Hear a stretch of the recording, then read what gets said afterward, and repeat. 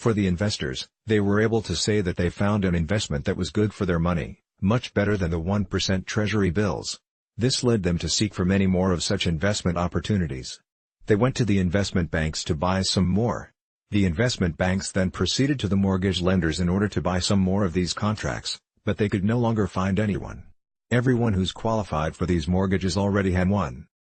But then, they had a bright idea in mind.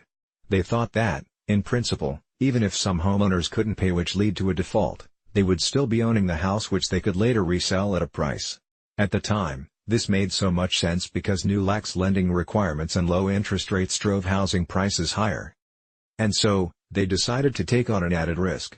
If traditionally, only individuals who were able to prove that they could shoulder the expenses were allowed to take out mortgages, these banks now created a new type of mortgage that involved having no down payment, no proof of income, or basically, no document at all. At this point, these investors were no longer simply dealing with diligent homeowners, known as prime mortgages. Rather, they now had not so trustworthy ones, which came to be known as subprime mortgages. Without a doubt, this radical stance greatly influenced the turning point of the crisis. Every single actor in the chain never cared about the risks, because they knew very well that they would be passing those off to others. It was the same process all over again for the investors. However, this one became different. It wasn't just one or two houses that defaulted on their mortgages, several more followed, and this is a logical expectation to make, most especially when the subprime households never really showed signs of being able to repay these loans.